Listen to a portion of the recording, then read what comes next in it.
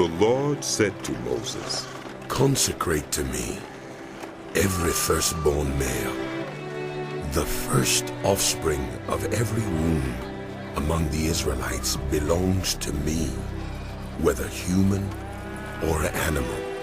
Then Moses said to the people, Commemorate this day, the day you came out of Egypt, out of the land of slavery, because the Lord brought you out of it with a mighty hand. Eat nothing containing yeast. Today, in the month of Abib, you are leaving. When the Lord brings you into the land of the Canaanites, Hittites, Amorites, Hivites, and Jebusites, the land he swore to your ancestors to give you, a land flowing with milk and honey, you are to observe this ceremony in this month. For 7 days, eat bread made without yeast, and on the 7th day, hold a festival to the Lord. Eat unleavened bread during those 7 days. Nothing with yeast in it is to be seen among you, nor shall any yeast be seen anywhere within your borders.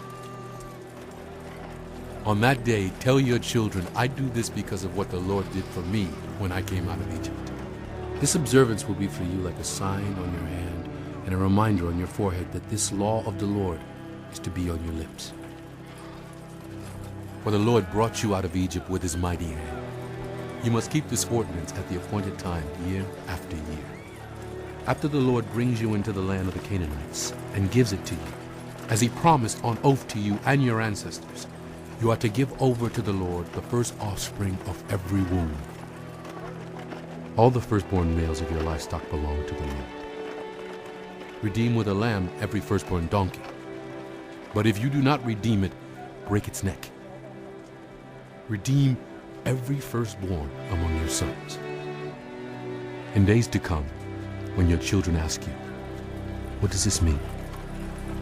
Say to them, with a mighty hand, the Lord brought us out of Egypt, out of the land of slavery.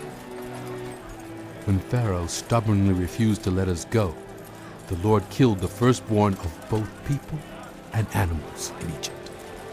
This is why I sacrifice to the Lord the first male offspring of every womb, and redeem each of my firstborn sons. And it will be like a sign on your hand and a symbol on your forehead that the Lord brought us out of Egypt with his mighty hand. When Pharaoh let the people go, God did not lead them on the road through the Philistine country, though that was shorter. For God said, If they face war, they might change their minds and return to Egypt. So God led the people around by the desert road toward the Red Sea. The Israelites went up out of Egypt ready for battle. Moses took the bones of Joseph with him, because Joseph had made the Israelites swear an oath. He had said, God will surely come to your aid, and then you must carry my bones up with you from this place. After leaving Sukkot, they camped at Etham, on the edge of the desert. By day the Lord went ahead of them in a pillar of cloud to guide them on their way, and by night in a pillar of fire to give them light, so that they could travel by day or night.